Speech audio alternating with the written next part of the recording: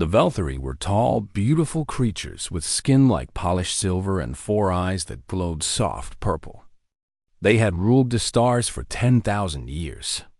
They had conquered 17 different species. They believed they were the greatest beings in the universe, and nobody had ever proven them wrong.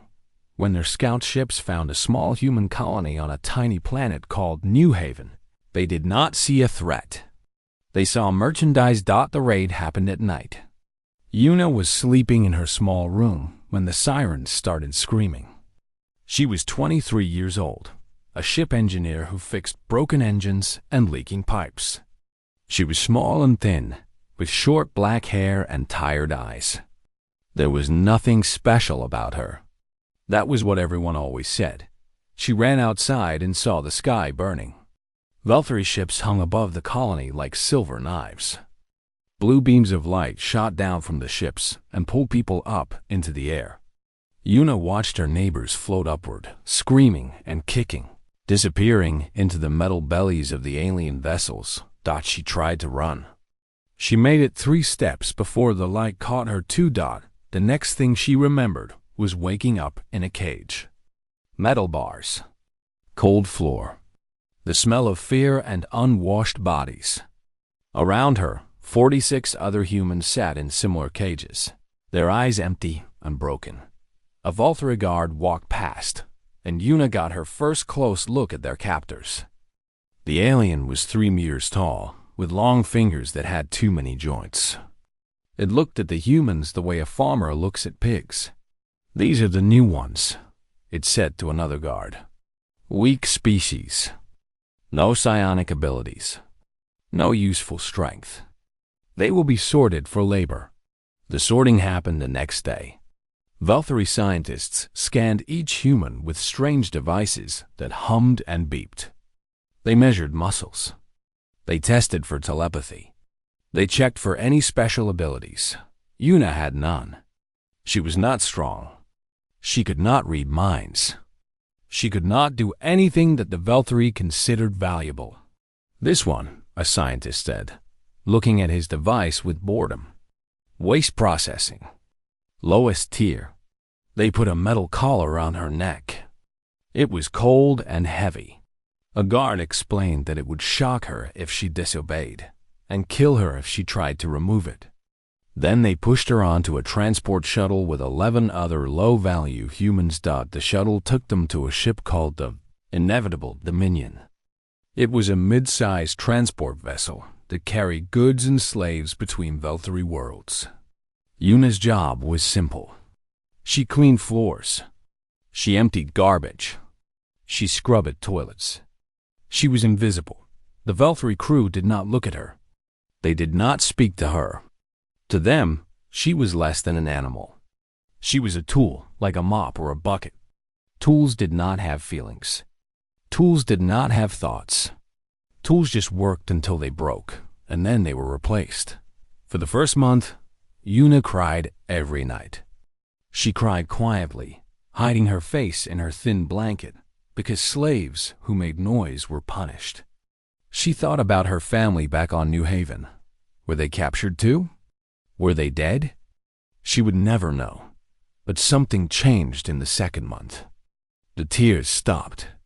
Something harder took their place. Una started watching. She noticed that the Velthari guards always walked the same routes at the same times. She noticed which doors were locked and which ones had broken sensors. She noticed that maintenance panels could be opened with a simple tool that the Velthari considered too primitive to restrict. She memorized everything. Every corridor. Every room.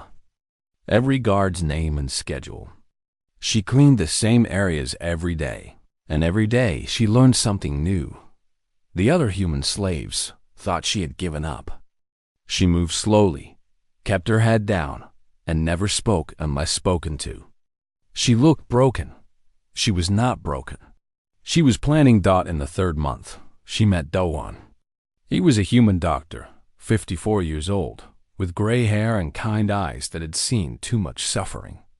The Velthari kept him alive because their medicine could not treat human illnesses. When humans got sick, They needed a human doctor. Yuna came to him with a fake injury, a small cut on her hand that she had made herself. She needed an excuse to talk to him alone. "You are not really hurt," Do-Wan said quietly, cleaning the wound that did not need cleaning. "What do you want?" "Information," Yuna whispered. "I need to know about the ships, the military vessels, where they dock, when they refuel." Do-Wan stared at her. For a long moment, he said nothing. Then he laughed, but it was a sad laugh, not a happy one. "You are planning something," he said. "Something crazy. Maybe. They will kill you." "They are already killing me," Yuna said. "Just slowly. I would rather die fast, trying to be free, than die slow, cleaning their toilets." Do-Wan was quiet for a long time. Then he started talking. He told her about the slave routes. He told her about the space stations where Velthari ships refueled. He told her about a place called Station Corinth, 3 weeks away, where the most powerful ships in the Velthari fleet were being prepared for a major military campaign. "There is a dreadnought there," he said, his voice barely a whisper. "The Unbroken Fury. It is their flagship, the most powerful warship they have ever built. It can destroy planets." Yuna smiled. It was the first time she had smiled in months. "Tell me everything about it," she said. Over the next 3 months, Yuna gathered her crew. She moved carefully, watching the other human slaves, looking for the ones who still had fire in their eyes. She found Hana first. Hana was 28, a former pilot who had flown cargo ships between human colonies. She was tall and strong, with hands that shook from anger, not fear. When Yuna told her the plan, Hana laughed until tears ran down her face. "You want to steal a dreadnought," Hana said. "You are insane." "Yes," Yuna agreed. "Will you help me?" Hana stopped laughing. She looked at Yuna for a long time, searching her face for doubt. She found none. "Yes," Hana said. "I will help you." Next came Taiwu. He was 35, a former soldier who had been a farmer before the raid. He was big and quiet, with scars on his arms from fighting guards who had tried to hurt other slaves. The Velthari kept him alive because he was useful for heavy labor. "It is impossible," Taiwu said when he heard the plan. "Probably," Yuna admitted. "We will die. Probably." Taiwu nodded slowly. "Good enough for me." The last one was Jiwoo. She was only 18, captured just before her 19th birthday. She trembled constantly, flinching at every sound, jumping at every shadow. The other slaves thought she was broken beyond repair, but Yuna saw something in her eyes. Behind the fear, there was rage. Jiwoo was not trembling because she was scared. She was trembling because she was holding back the urge to fight. "I cannot do anything useful," Jiwoo said when Yuna approached her. "I am weak. I am afraid." "Fear is useful," Yuna said. "It keeps you sharp. And I do not need you to be strong. I need you to be smart. I have seen you watching the guards. You notice things that others miss." Jiwoo's trembling slowed. "You saw that?" "I see everything," Yuna said. "That is my job. Will you help me?" Jiwoo was quiet for a moment. Then she nodded. The team was complete. 6 humans against the greatest empire in the galaxy.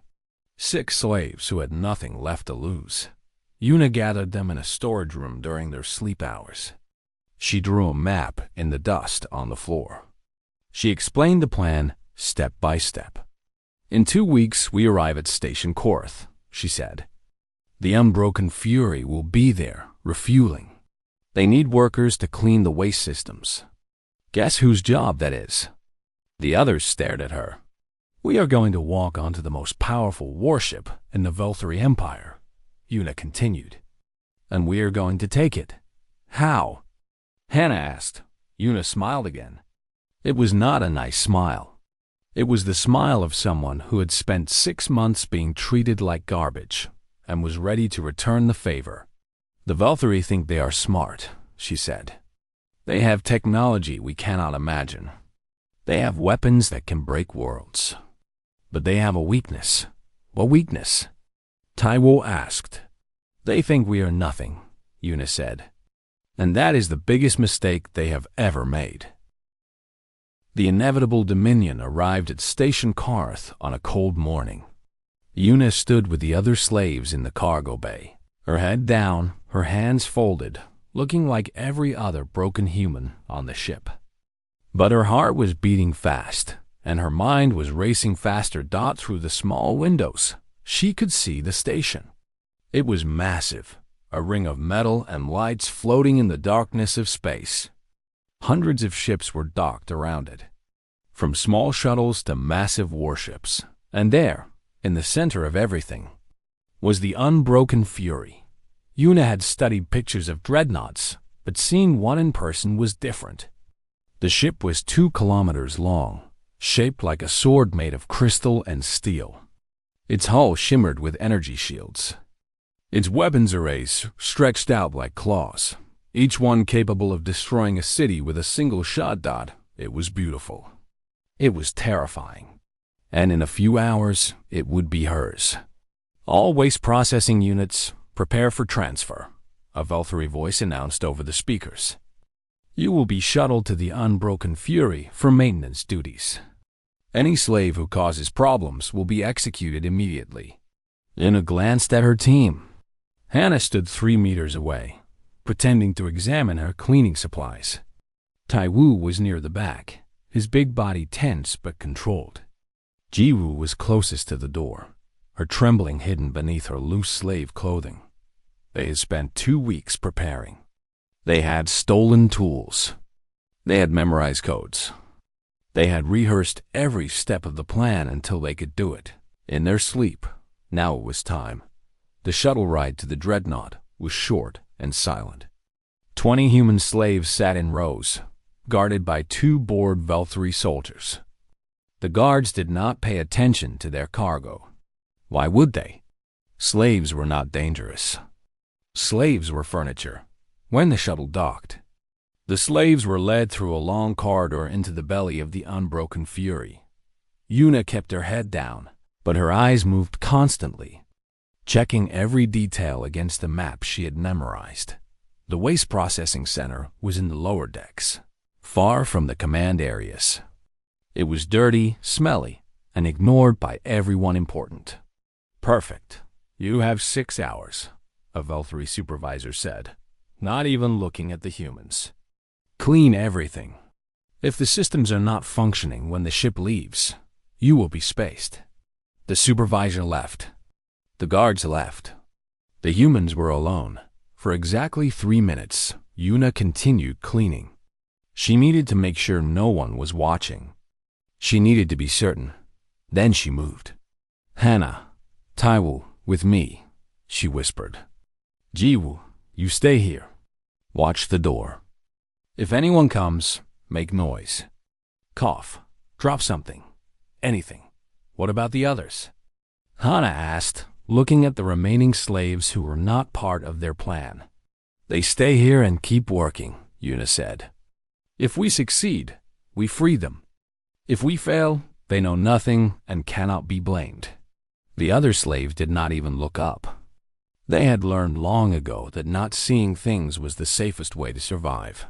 Yuna led Hannah and Taiwu to a maintenance hatch in the corner of the room.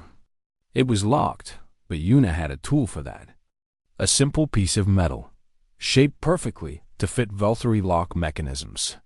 She had made it herself over 3 weeks, grinding it down millimeter by millimeter while pretending to clean. The hatch opened with a soft click. "How did you know how to make that?" Hannah whispered. "I clean every room on the ship," Yuna said, "including the engineering bay. The Valkyrie leave their technical manuals lying around. They never thought a slave would bother reading them. They crawled into the maintenance shaft. It was dark and narrow, filled with pipes and cables that hummed with energy. Yuna had memorized the path from stolen schematics.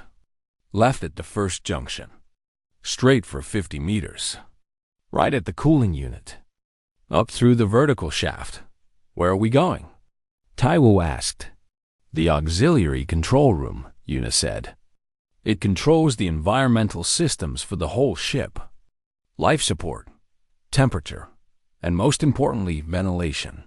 What is the plan with ventilation? Yuna reached into her cleaning uniform and pulled out a small container. Inside was a clear liquid that looked like water, but smelled faintly sweet. Dohwan made this, she explained. It is a sleeping gas. Safe for humans, but it puts Valtteri to sleep for hours. We put it in the ventilation system, and half the crew goes down without a fight. Hana stared at her. How long have you been planning this? 6 months, Yuna said. Every single day. They reached the auxiliary control room 20 minutes later. The door was guarded by a single Valtteri soldier, young and bored, playing some kind of game on a handheld device. I will handle him, Taiwo said. No killing, Yuna warned. Not yet. We need this to be quiet. Taiwo nodded. He was a big man, but he could move silently when he needed to. He crept up behind the guard, and before the Valtteri could react, Taiwo's arm was around its throat, cutting off its air supply. The alien struggled for a few seconds, then went limp. He is alive, Taiwo said, lowering the unconscious body to the floor. But he will have a bad headache when he wakes up. The door to the control room was locked with a code. Yuna had that too. 3 weeks ago, she had cleaned the personal quarters of a Valtteri officer who drank too much. He had passed out with his personal datapad unlocked on the table. Yuna had memorized everything useful before quietly leaving. She entered the code. The door slid open. The auxiliary control room was small, filled with screens and panels that glowed soft blue. Yuna sat down at the main console and started working. Her fingers moved quickly, entering commands she had practiced 1,000 times in her head. Yuna, Hana said nervously. There are cameras in here. I know. I am looping the footage. Anyone watching will see an empty room. How do you know how to do that? The Valtteri use the same security system on every ship, Yuna said. I learned it on the Inevitable Dominion. Their engineers are lazy. They never change their default passwords. The ventilation controls appeared on the screen. Yuna attached a small device to the console, something else Dohwan had made from stolen medical equipment. This will release the gas slowly, she explained. It will spread through the whole ship over the next hour. Most of the crew will be asleep before they realize anything is wrong. What about the command deck? Taiwo asked. The important officers will have separate life support. I know. That is Phase 2. Yuna activated the device. On the screen, she watched the gas begin to flow through the ventilation system.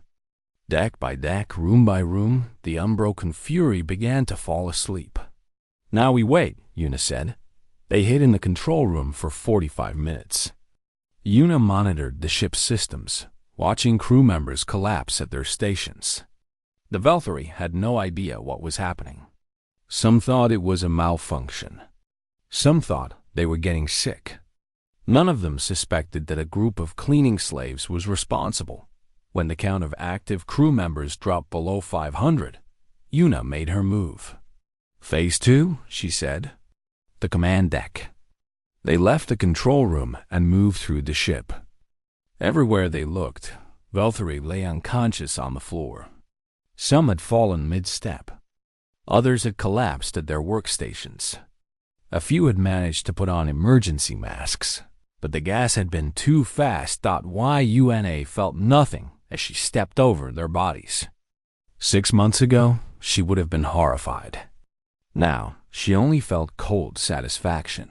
The command deck was at the top of the ship, protected by heavy doors and armed guards. But most of the guards were asleep, and the doors were designed to stop invaders from outside, not slaves from within. Yuna found a service entrance. Another lock. Another stolen code, The door opened, and they stepped onto the bridge of the most powerful warship in the Velthari Empire.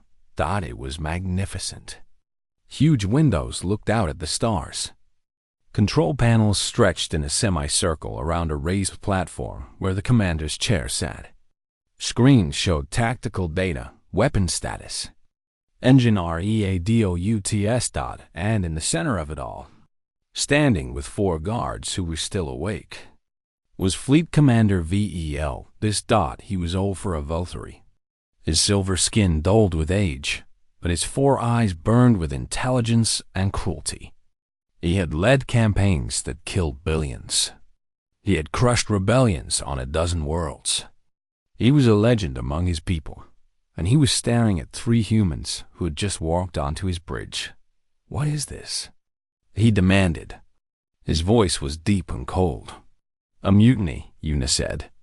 She stepped forward, past the unconscious crew members, and stopped in front of the commander's chair. "Actually, that is not right. A mutiny would mean I was part of your crew. I am just a thief." "You are a slave," Velthus said. He did not seem afraid. He seemed confused, like a god who had just been challenged by an insect. "You are nothing. We are human," Una said, "and we are taking your ship." Velthus laughed. It was a cruel, dismissive sound. "You have no weapons. You have no training. You have 4 guards in front of you and 1,000 crew members on this ship. Your guards are about to fall asleep," Una said, "and your 1,000 crew members are already unconscious." As if on cue, one of the guards stumbled. Then another. The gas had finally reached the bridge. "Impossible," Velthus whispered. "We cleaned your ventilation system," Una said. "We added something extra." The last guard fell. Only Velthus remained standing, his 4 eyes wide with something he had never felt before. It was fear. "You cannot do this," he said. "You are weak. You are primitive. You are." Taiwu stepped forward and broke his arm with a single punch. Velthus screamed and fell to his knees. Una walked past him and sat down. The unbroken fury flew through space like a knife cutting through darkness. Inside the command bridge, Una sat in the captain's chair and tried to understand what she had done. She had stolen a dreadnought. She, a clean slave who had spent 6 months scrubbing floors, now controlled the most powerful warship in the Velthari Empire. It seemed impossible. It seemed like a dream, but it was real. The chair beneath her was real. The control panels glowing around her were real. The unconscious aliens being dragged to holding cells were very, very real. "Una," Hana called from the pilot station. "We have a problem." "What kind of problem?" "The kind that involves 40 warships." Una looked at the main screen. Hana was right. Behind them, spreading out like a net, dozens of Velthari military vessels were forming up. They had responded faster than Una had expected. The Empire did not like having its toys stolen. "Can we outrun them?" Una asked. "No," Hana said bluntly. "This ship is powerful, but it is not fast. It was built to destroy things, not run away from them. They will catch us in 6 hours." Una closed her eyes and thought. 6 hours. That was not much time, but it was something. What about the weapons? She asked. "Can we fight them?" Taiwu had been studying the weapon controls since they took the ship. He shook his head. "I understand about half of this. Maybe less. If I try to fire the main guns, I might blow us up instead of them. So we cannot run, and we cannot fight," Jiwoo said. She had joined them on the bridge after making sure the other human slaves were safe. Her voice was steady now, the trembling gone. Stealing a warship had been good for her confidence. What options does that leave? Una opened her eyes. She looked at the star map on the main screen. The Velthari ships were behind them. Empty space was ahead. But between them and that empty space was something else. "The Kereth Nebula," she said. Everyone turned to look at her. "The what?" Hannah asked. "The Kereth Nebula. It is a region of space filled with radiation. Very dangerous. The Velthari avoid it because the radiation destroys their navigation systems. Will it not destroy our navigation systems too?" "Yes," Una admitted. "But humans are more resistant to radiation than Velthari. We can survive in there longer than they can follow." "How much longer?" Tai Wu asked. "About 6 hours." There was silence on the bridge. 6 hours in a radiation zone. 6 hours of slowly poisoning themselves. 6 hours of hoping they could find a way out before their bodies gave up. "That is insane," Hannah said. "I know," Una replied. "Do you have a better idea?" Hannah looked at the pursuing ships. She looked at the nebula.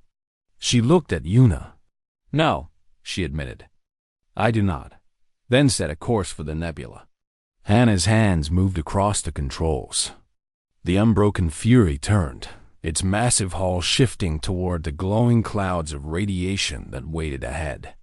On the screen, Una could see the Velthari ships adjusting their pursuit. Then they stopped. One by one, the enemy vessels slowed down. They reached the edge of the nebula and went no further. They knew what waited inside. They knew that following the humans meant death. "They are not coming," Jiwoo said, surprised. "They cannot," Una said. "The radiation would kill them in an hour. They are going to wait for us to come out. And if we do not come out, then they win anyway." The unbroken Fury entered the Kereth Nebula. Immediately, the windows filled with strange colors. Purple and gold and sickly green, swirling together like paint and water. The radiation alarms started screaming. Warning lights flashed across every panel. "Shields are holding," Tai Wu reported. "But the radiation is getting through. Slowly. How long until it becomes dangerous?" Una asked. "For us? 6 hours, maybe 7. For the Velthari prisoners? 4 hours at most." Una thought about the unconscious aliens in the holding cells. 2,000 of them sleeping off the gas, unaware that radiation was slowly cooking their cells. She should have felt bad about that. She did not. "Wake them up," she said. "Give them the choice. They can stay in the cells and die, or they can help us fly this ship and live. You want to ask for their help?" Hannah was shocked. "I want to give them a chance," Una said. "More chance than they gave us." The next 2 hours were strange. Velthari crew members woke up to find their ship stolen, their commander imprisoned, and their lives depending on cooperation with the slaves they had once despised. Some refused. They stayed in their cells, cursing and threatening, until the radiation sickness started and they changed their minds. Most cooperated. They were soldiers, not fanatics. They wanted to live. And the small human woman sitting in their commander's chair had proven that she was not. As weak as they had believed Dot with Velthari help, the ship moved faster through the nebula. Engineers showed Hana shortcuts in the navigation system. Technicians taught Tai Wu how to use the weapons without blowing everyone up. Even a few officers, grudgingly, began to respect what the humans had done. "You are clever. For a primitive species," one of them said to Una. His name was Verith, and he had been second in command before the takeover. He was young for a Velthari, curious rather than cruel. "Thank you," Una said. "Your people are arrogant for a species that just lost their best ship to cleaning slaves." Verith made a sound that might have been a laugh. "Fair point." "Tell me about the Shield Collective," Una said. The name made Verith go still. The Shield were the Velthari's greatest enemy, a federation of species that had been fighting the Empire for centuries. They were losing slowly, but they refused to surrender. "Why do you want to know about them?" Verith asked. "Because we are going to visit them," Una said. "That is suicide. They hate everything connected to the Empire, They will destroy this ship the moment they see it. Not if we come bearing gifts. Yuna pulled up the ship's database on the main screen. Files upon files of military intelligence, fleet positions, weapon designs, shield frequencies, communication codes. Everything the shell would need to turn the tide of their war. You would give them this? Vareth was horrified. You would betray the Empire? The Empire kidnapped my people, put collars around our necks, and made us clean toilets, Yuna said coldly. I owe them nothing, but the shield might be willing to help us get home. So yes, I will trade your secrets for my freedom. Vareth stared at her for a long moment. Then he nodded slowly. You are more dangerous than you look, he said. I know, Yuna replied. That is the point. 4 hours into the nebula, they reached the other side. The radiation alarms finally stopped screaming. The purple and gold clouds faded behind them, and clear space opened up ahead. They had made it. Radiation exposure within safe limits, Taiwu reported. We will need medical treatment, but we are not dying. The Valkyrie crew? Sick, but alive. A few of them need serious help. Yuna nodded. Give them whatever they need. We are not murderers. The next obstacle appeared on the screen almost immediately. 3 ships, much smaller than the Unbroken Fury, but bristling with weapons. Their hulls were dark gray, covered in strange markings that looked like scars. Shield vessels, Vareth said quietly. Patrol ships. They have seen us. Hana, open a communication channel, Yuna ordered. They might shoot first and ask questions later, Hana warned. Then we better talk fast. The channel opened. On the screen appeared a creature unlike anything Yuna had ever seen. It was tall and thin, with skin like cracked stone and eyes that glowed orange. Its mouth was full of sharp teeth, and it spoke in a voice like grinding rocks. Valkyrie Dreadnought, you have entered shield space. Explain yourself or be destroyed. Yuna stood up from the captain's chair. She was small. She was young. She looked nothing like a threat. But she spoke with the voice of someone who had crawled through ventilation shafts, stolen a warship, and flown through a radiation nebula to reach this moment. My name is Yuna, she said. I am human. 6 months ago, the Valkyrie took me and my people as slaves. Today, we took this ship and killed no one. We come not as enemies, but as traitors. The shield commander tilted its head. Its orange eyes narrowed. What do humans have that we would want? Yuna smiled. Everything. I have complete access to the Valkyrie military database. Fleet positions. Weapon designs. Shield frequencies. Every secret they have worked 1,000 years to protect. And I am willing to share it all. Silence. The shield commander stared at her. Behind it, other shield were whispering to each other. Why? The commander finally asked. Why would you betray the people who captured you? Because they made me scrub their floors, Yuna said simply. And I do not forgive easily. For a long moment, nothing happened. Then, slowly, the shield commander made a sound. It took Yuna a moment to realize it was laughing. I like you, human, it said. Follow us to our station. We will talk. The communication ended. The 3 shield ships turned and began moving deeper into their territory. Hana looked at Yuna with wide eyes. That worked? So far, Yuna said. She sat back down in the captain's chair and allowed herself a small moment of relief. They were still alive. They had allies now, or at least potential allies. The next part of the plan could begin. What do we do now? Jiwoo asked. Yuna looked out the windows at the stars ahead. Somewhere out there was Earth. Somewhere out there was home. It was far away, impossibly far. But for the first time since her capture, Yuna believed she might actually see it again. Now, she said, We make them regret ever touching our people. Behind them, the Kurath Nebula glowed purple and gold. The shield station was called the Iron Fist. It was not beautiful like Velthari architecture. It was ugly and brutal, a fortress made of dark metal and anger. Thousands of weapons pointed out from its surface, ready to destroy anything that threatened it. Yuna loved it immediately. The Unbroken Fury docked at the station under heavy guard. 50 shield warships surrounded them, weapons charged, watching for any sign of betrayal. The shield had survived centuries of war by being paranoid. They were not going to trust a Velthari dreadnought just because a human claimed to have stolen it. They are going to search the ship, Hana said nervously.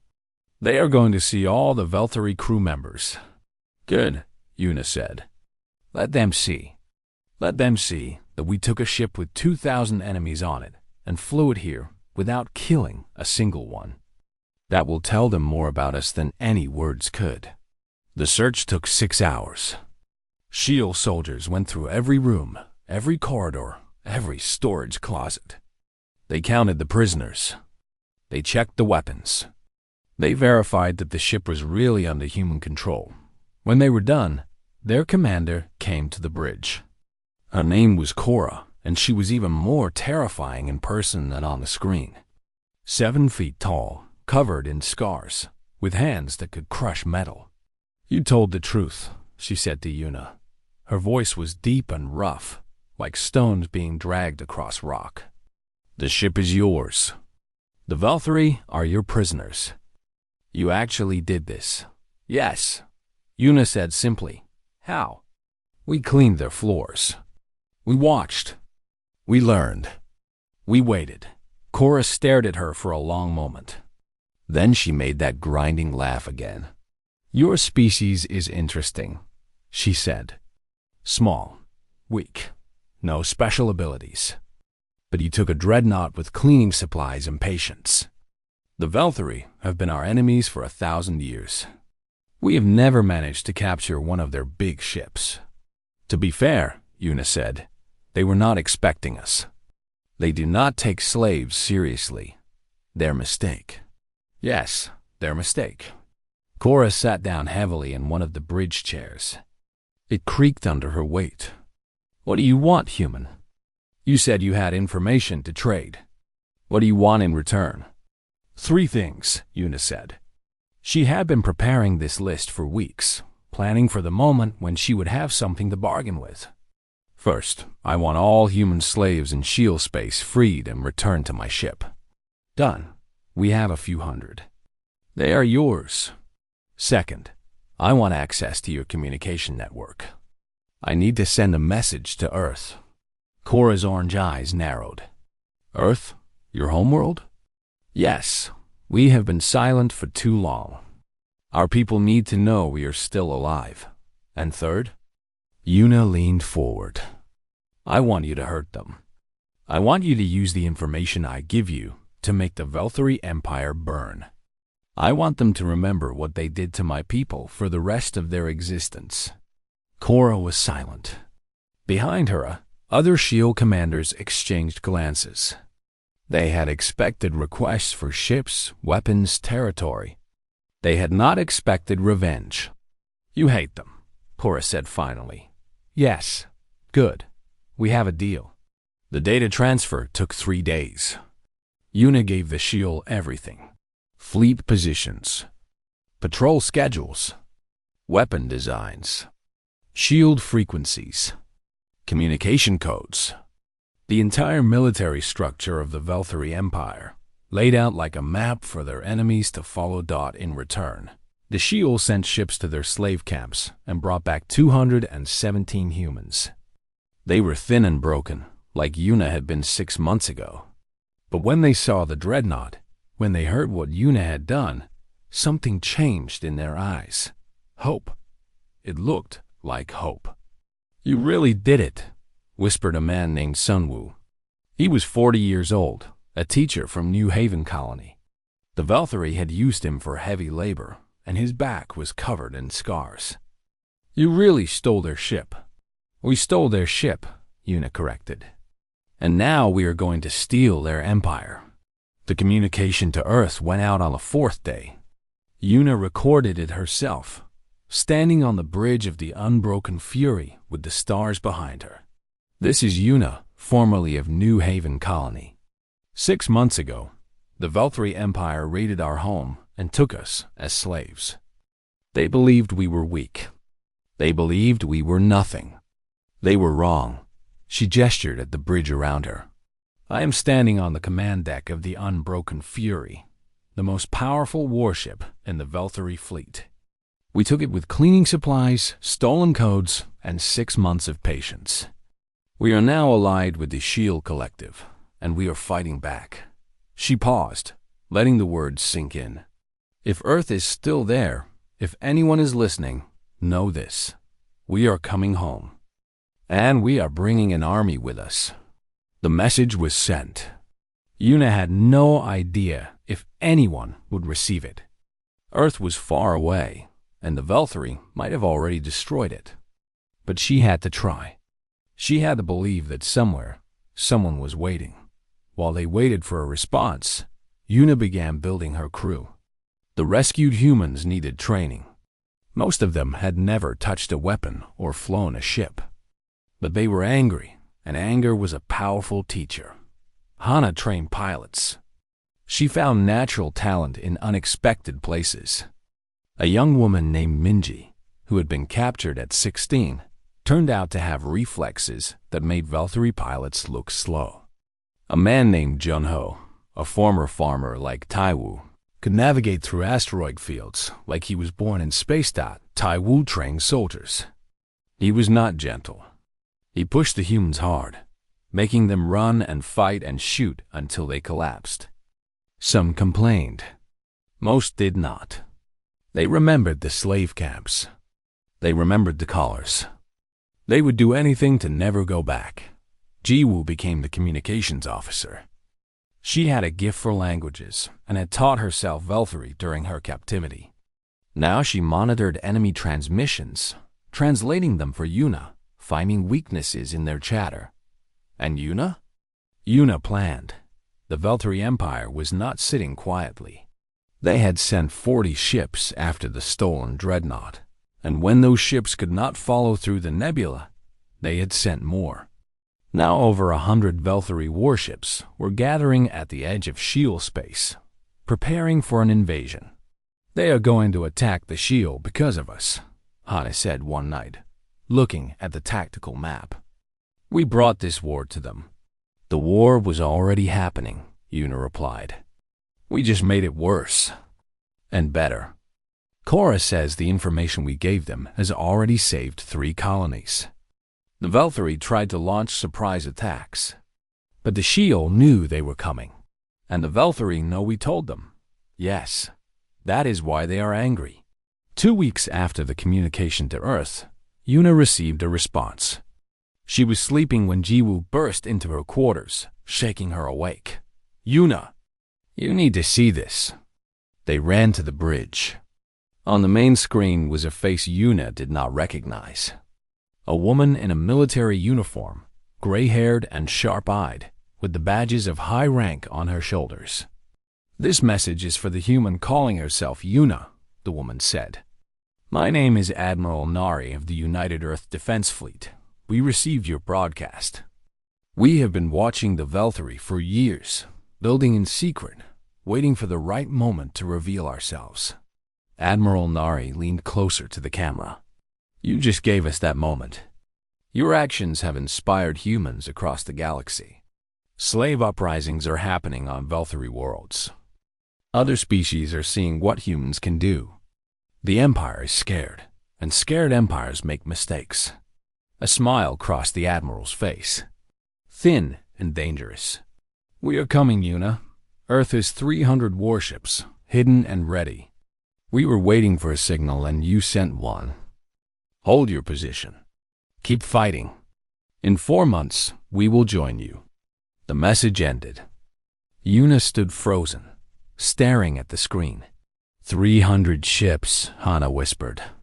Earth has 300 ships. They were building, Taiwu said. All this time, while we were slaves, they were building. Yuna felt tears on her cheeks. She had hoped, but she had not truly believed. Earth was real. Earth was fighting. Earth was coming. 4 months, she said quietly. We need to survive 4 months. The Valkyrie have 100 ships coming, Jiwoo pointed out. And more behind them. Then we need to stop them. Yuna wiped her eyes and straightened her shoulders. Bring me Korra, and bring me the tactical maps. We have a war to plan. The next 3 months were the hardest of Yuna's life. The Valkyrie attacked again and again, throwing ships at the shield defenses, trying to break through and reach the stolen dreadnought. Each battle cost lives. Humans died. Shield died. Even some Valkyrie prisoners who had chosen to fight alongside their former slaves died. But they held. Each time the Empire advanced, they pushed back. Each time the Valkyrie thought they had won, they found another surprise waiting for them. A supply convoy ambushed by human pilots who knew their patrol routes. A communications network disrupted by codes the Shield had learned from stolen data. A forward base destroyed by the Unbroken Fury in a daring raid that left 3 enemy dreadnoughts in pieces. The galaxy watched. Other slave species saw what was happening and began to wonder. If humans could do this, what could they do? And on the bridge of the Unbroken Fury, renamed now to the Spite, Yuna waited. She counted the days. She planned the battles. She survived. 4 months, she told herself.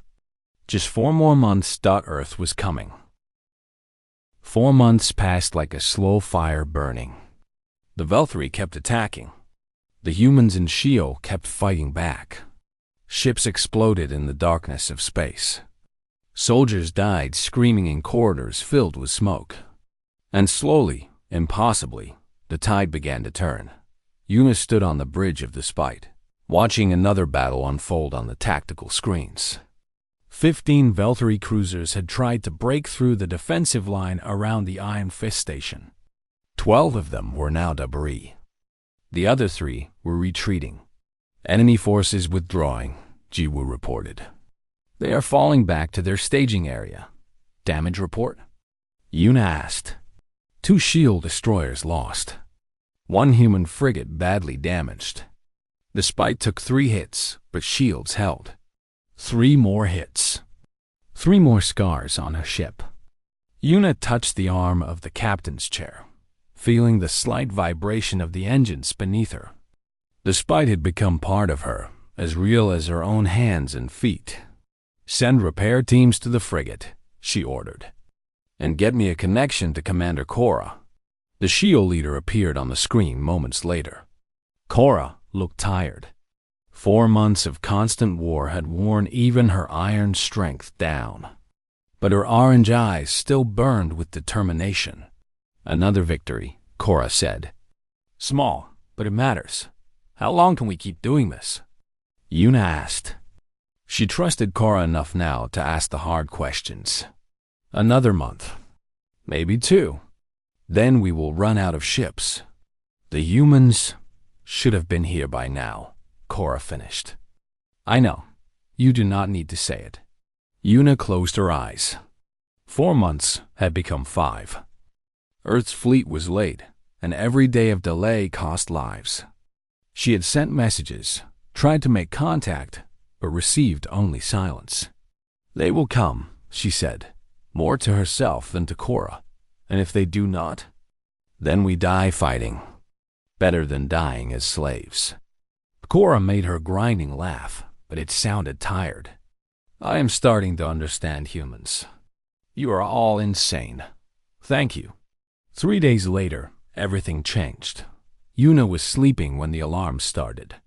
She was on the bridge within 2 minutes, still pulling on her uniform, her heart pounding. Report, she shouted. Massive energy signatures at the edge of the system, Jiwoo said. Her voice was strange, caught between fear and something else. Hundreds of them. Valkyrie reinforcements? No. Jiwoo turned to look at her, and Yuna saw tears in her eyes. They are human. The main screen filled with light. Ship after ship emerged from hyperspace, appearing like stars being born. Cruisers, destroyers, frigates, carriers, and in the center of them all, 5 massive dreadnoughts that made even the Spite look small. 347 ships. The entire United Earth Defense Fleet. A communication came through. Admiral Nari appeared on the screen, looking older and more tired than in her first message. But she was smiling. "Sorry we are late," she said. "We had to pick up some friends along the way." Behind the human fleet, more ships emerged. Different designs, different colors. The flags of a dozen species that had been enslaved by the Valkyrie, all flying together. "The Kreth Dominion sends 12 battle groups," Admiral Nari continued. "The Morvash Confederation sends 8. Even the Zealothi, who have not fought anyone in 500 years, sent a fleet. Your message reached further than you know, Captain Yuna." Captain. She had never called herself that, but she supposed that was what she was now. "What are your orders, Admiral?" Yuna asked. Nari's smile widened. "I was hoping you could tell me. You started this war. You know the enemy better than anyone. What do we do next?" Yuna looked at the tactical map. The Valkyrie Empire was spread across 3 star systems, dozens of planets, hundreds of stations. Breaking them would take years of conventional warfare, but the Valkyrie were already weakened. 4 months of fighting had cost them ship soldiers confidence. Their slaves were uprising on world after world. Their military was stretched thin, trying to hold everything together. "We go for the heart," Yuna said.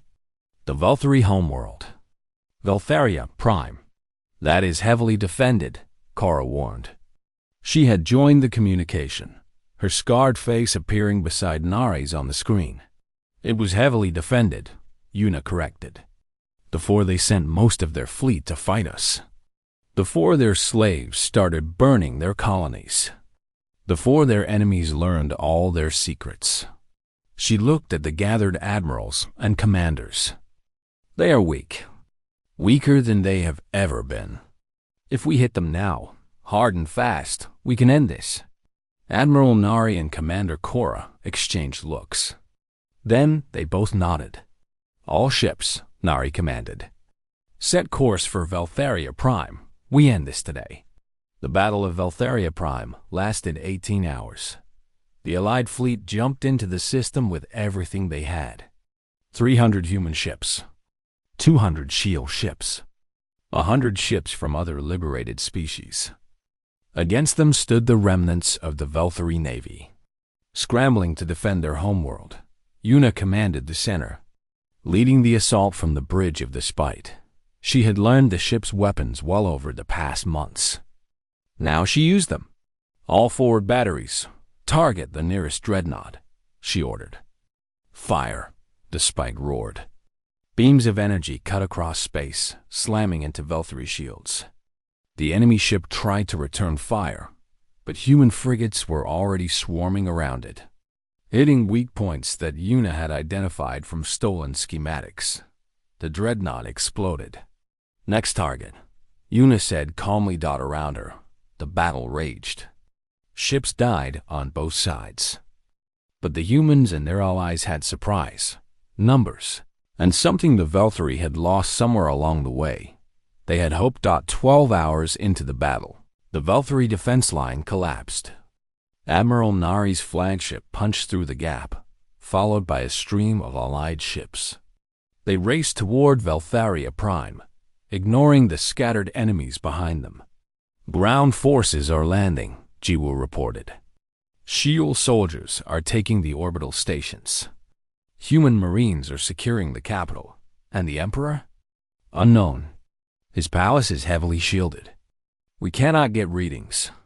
Yuna made a decision. "Take us in. I want to be there when they find him." The Spite descended through Veltheria Prime's atmosphere. The sky was full of smoke from burning ships and falling debris. Below, the great cities of the Velthery were dark, their power grids destroyed by orbital bombardment.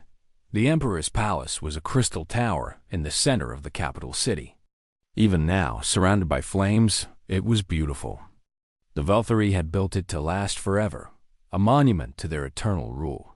Forever had lasted about 10,000 years. That was enough. Human soldiers had already breached the outer walls when Yuna arrived.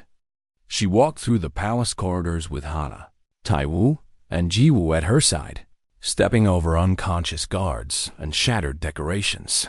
They found Emperor Velthus in his throne room. He was ancient, his silver skin so faded it was almost white, his 4 eyes dim with age. He sat on his throne and watched the humans approach with something like dignity. "So," he said, his voice weak but clear, "the slaves come to the master's home." Yuna stopped in front of him. She remembered the callers. She remembered the waste processing room. She remembered 6 months of being nothing. "We are not slaves anymore," she said. "We never really were. You just did not notice. We built an empire," the Emperor whispered. "We ruled 17 species. We were gods." "You were bullies," Yuna replied. "And bullies always fall, sooner or later. They get too confident. They underestimate the wrong people. They forget that the ones they step on are still watching, still learning, still waiting." She leaned closer. "You should have treated us better." The war ended 3 days later. The Velthery Empire, without its homeworld, without its fleet, without its emperor, simply collapsed.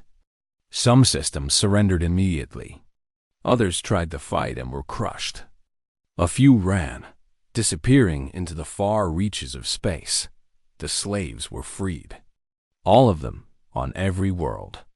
Millions of beings who had spent their entire lives in chains suddenly found themselves standing in the light, and the galaxy looked at the humans with new eyes. They had not been the strongest species. They had not been the most advanced. They had been small and weak and primitive, fit only for cleaning floors and carrying heavy loads. But they had refused to stay broken. They had watched and learned and waited. And when the moment came, they had reached out and taken everything. 6 months after the fall of the Velthery Empire, Yuna stood on the bridge of the Spite one last time. The ship was parked in orbit around Earth, and through the windows she could see the blue planet spinning slowly below Dot. She was going home. "The crew's ready for transfer," Hana said. She was staying with the fleet, promoted to captain of her own ship. "The Spite will be a museum now," they say. A monument to the human uprising. "It was never just the ship," Yuna said. "It was all of us. Every person who refused to give up." She touched the arm of the captain's chair one last time. Then she stood and walked away. Dot at the shuttle bay. The others were waiting. Taiwu was going back to farming, he said. Jiwu had been offered a position as a diplomat. Even old Doan was there, smiling like she had not seen him smile since before the capture. "What will you do now?" Jiwu asked why you, and had thought about it. She was 24 years old. She had stolen a warship, started a galactic war, and helped topple an empire. What did someone do after all that? "I think," she said slowly, "I would like to learn to cook. Maybe open a small restaurant somewhere quiet. Serve food to people who smile and say thank you." The others stared at her,